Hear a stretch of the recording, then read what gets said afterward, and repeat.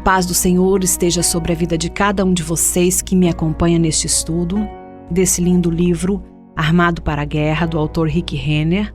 Me chamo Ana Amélia Vieira, falo da cidade de Rio Verde, Goiás, e estou aqui para mais um dia de estudo para juntos aprendermos do Senhor através desse estudo maravilhoso. Vamos estudar em nome de Jesus? Energizados por demônios. Nós estamos continuando aqui os nossos estudos do capítulo 3. Paulo continua nos dizendo que Satanás é o espírito que agora atua nos filhos da desobediência. Também está em Efésios 2:2. Que descoberta chocante! Descobrir que antes da nossa vida em Jesus Cristo éramos energizados por demônios pelo poder do próprio Satanás. No entanto, é exatamente isso que a Bíblia ensina. O versículo diz que Satanás é o espírito que agora atua. A palavra atua vem da palavra enérgio e detona um poder operativo ou energizante. É de onde obtemos a palavra energia. Portanto, nesse versículo, o Espírito Santo retrata claramente como a nossa condição espiritual era destituída antes de nascermos de novo. Esse versículo declara que antes da nossa salvação, éramos energizados por espíritos demoníacos. O próprio diabo estava em operação em nós, dando-nos energia e operando por meio de nós para realizar a sua vontade destrutiva em nossas vidas. Esse era o nosso estado antes de Jesus Cristo nos tocar e nos libertar totalmente. Foi a este mundo inferior, deteriorado, decadente, permeado pela morte e energizado por demônios, onde toda a humanidade estava sendo leiloada pelo diabo em vários tipos de cativeiro e escravidão, que Jesus Cristo veio há 2000 anos.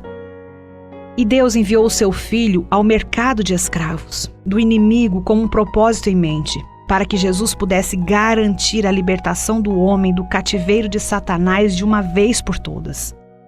Agorizo, traduzido como redenção, no Novo Testamento detona essa escravidão terrível, deplorável e abjeta no mercado de escravos que Satanás vivia e onde costumava agir. Mas graças a Deus não vivemos mais ali. A palavra agorizo, totalmente compreendida no contexto da redenção, significa que Jesus veio para nos redimir desse estado miserável de cativeiro. Como Paulo disse aos Coríntios, pois fostes comprados por preço. 1 Coríntios 6:20. A palavra comprados nesse versículo é a palavra agorizo. Com relação a essa mesma obra redentora de Jesus, Paulo disse novamente mais tarde, por preço fostes comprados, não vos torneis escravos dos homens. 1 Coríntios 7:23. A palavra comprados é mais uma vez derivada da palavra agorizo. A advertência de Paulo poderia ser parafraseada deste modo: considerando que Jesus pagou o preço para libertar vocês do cativeiro e da escravidão a Satanás, não retrocedam agora e não se tornem escravos de pessoas. Quando os 24 anciãos se prostram diante do trono de Deus e começam a adorar, eles cantam um cântico sobre a obra de Jesus de nos redimir do mercado de escravos de Satanás. E entoam um novo cântico dizendo: digno és de tomar o livro e de abrir-lhe os selos, porque foste morto e com teu sangue compraste para Deus os que procedem de toda a tribo, língua, povo e nação. Apocalipse 5:9. É imperativo que entendamos a palavra agorizo. Essa palavra importante retrata adequadamente a nossa condição de falência espiritual no mercado de escravos, do mundo antes que Jesus Cristo nos libertasse, assim como a obra redentora de Jesus para nos remover desse lugar terrível. Isso nos leva à segunda palavra para a redenção, que é usada no Novo Testamento. A segunda palavra grega para redenção é derivada da palavra exagorizo. A palavra exagorizo é um composto das palavras ex e agorizo. A palavra ex é uma preposição que significa fora, e como já discutimos, a palavra agorizo descrevia um mercado de escravos. Quando o ex e agorizo estão combinadas, elas formam então a palavra exagorizo, que retrata alguém que veio para comprar um escravo, tirando-o para fora do mercado de escravos. Exagorizo transmite a ideia de remoção, porque ela significa a compra de um escravo a fim de libertar aquele escravo permanentemente daquele lugar terrível, para nunca mais ser colocado no palanque de troca do cativeiro novamente. A palavra exagorizo retrata um escravo que foi liberto daquele mercado de escravos detestável, nauseante, terrível, depravado e amaldiçoado para sempre. Essa palavra é usada diversas vezes na epístola de Paulo para retratar uma imagem da obra redentora de Jesus para nos remover do cativeiro. Um exemplo perfeito dessa palavra no Novo Testamento encontra-se em Gálatas 3:13, onde Paulo diz: Cristo nos resgatou da maldição da lei. Usando a palavra exagorizo com relação a Jesus, nos redimindo da maldição da lei, Paulo está nos dizendo claramente que a morte sacrificial de Jesus não apenas pagou a pena pelos nossos pecados, como sua morte também nos removeu de uma vida sob maldição dali em diante. Paulo continua nos dizendo que foi para esta obra de redenção que Jesus veio ao mundo. Vindo, porém, à plenitude do tempo, Deus enviou o Filho, nascido de uma mulher, nascido sob lei, para resgatar que estavam sob a lei, a fim de que recebêssemos a adoção de filhos. Gálatas 4:4 e 5. É isso que precisamos entender sobre o plano de Deus da redenção. Seu propósito em enviar seu Filho não foi apenas para inspecionar o nosso estado de escravidão e nos localizar na nossa depravação. Seu plano definitivo, que ele realizou na morte e ressurreição de Jesus Cristo, foi nos comprar daquela condição miserável e nos tornar seus próprios filhos e filhas, para sempre removidos debaixo da maldição do pecado e da lei. Entretanto, os escravos não eram baratos. Se o leiloeiro sabia que o comprador realmente queria um escravo específico, ele podia exigir preços incrivelmente altos. Portanto, precisamos perguntar: que preço Jesus pagou pela nossa libertação do poder de Satanás? Isso nos leva à terceira palavra para a redenção, que é usada no Novo Testamento. A terceira palavra grega usada para descrever redenção no Novo Testamento foi extraída da palavra lútruo. A palavra lútruo significa libertar um cativo por meio do pagamento de um resgate. Para um comprador garantir o escravo de sua escolha, um preço muito alto tinha de ser pago. Se ele desejasse muito determinado escravo, o leiloeiro podia exigir um resgate extremamente alto. Ao usar a palavra lútruo para detonar a obra redentora de Jesus, Cristo em nosso favor, Paulo nos lembra de que a nossa libertação não foi realmente gratuita. Muito ao contrário, nossa libertação do poder de Satanás foi extremamente cara. Na verdade, o preço que Jesus pagou por nós foi o preço mais alto que jamais foi pago por um escravo na história da humanidade.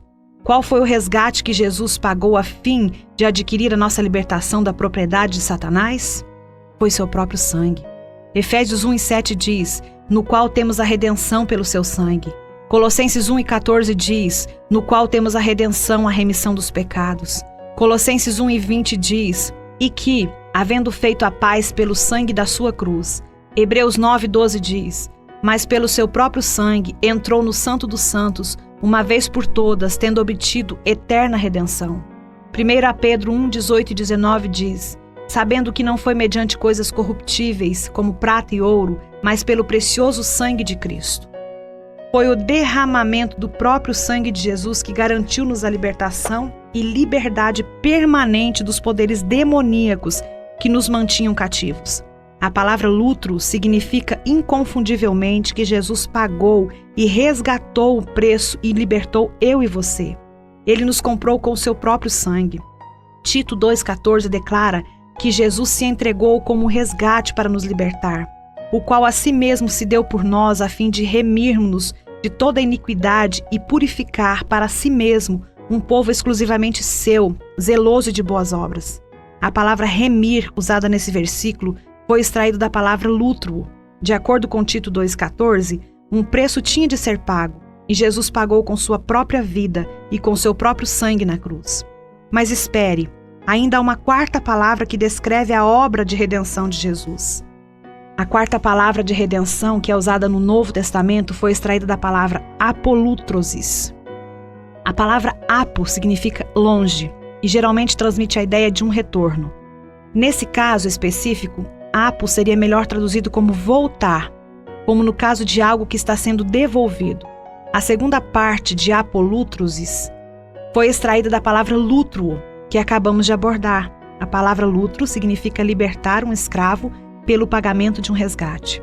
Essa quarta palavra para redenção nos fala qual o propósito definitivo de Deus em nos redimir do pecado de escravos de Satanás.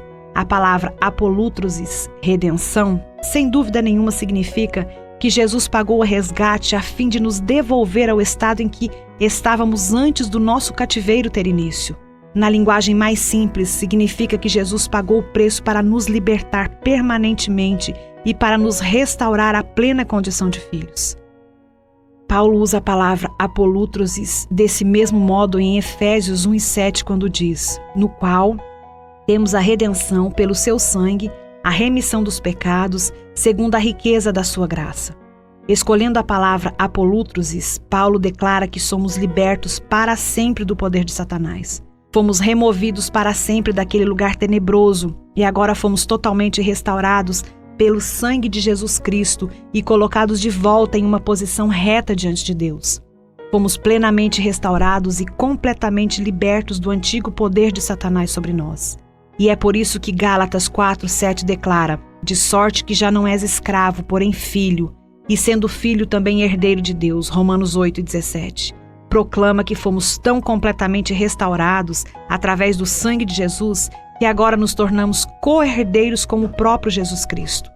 A primeira palavra para redenção, agorizo, nos diz que Jesus Cristo veio à Terra para nos localizar em nossa depravação e para inspecionar pessoalmente a nossa escravidão a Satanás. A segunda palavra para redenção, exagorizo, declara que Jesus veio não apenas para inspecionar nosso estado, mas para nos remover permanentemente do poder de Satanás.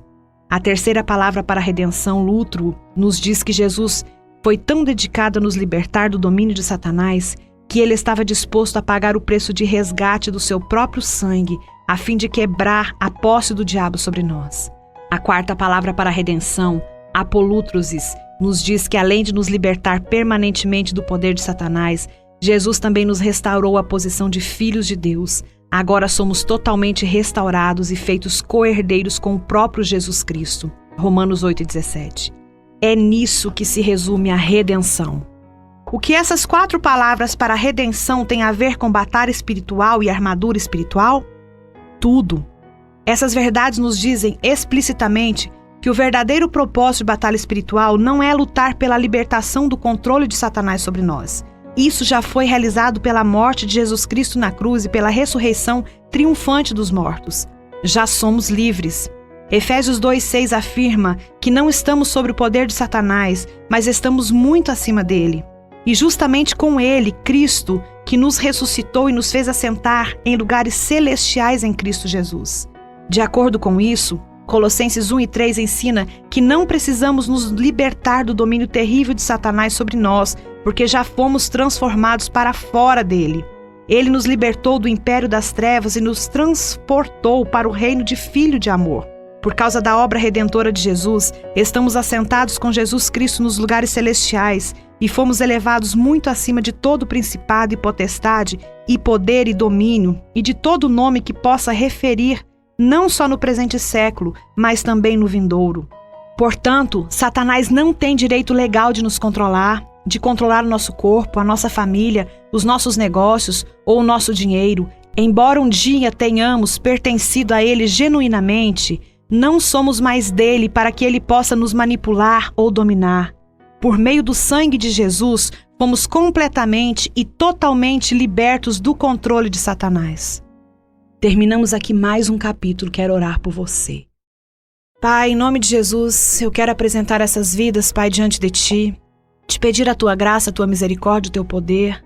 Pai, esteja conosco, abençoando as nossas vidas, nos dando entendimento, Senhor, de como devemos proceder diante da Tua presença.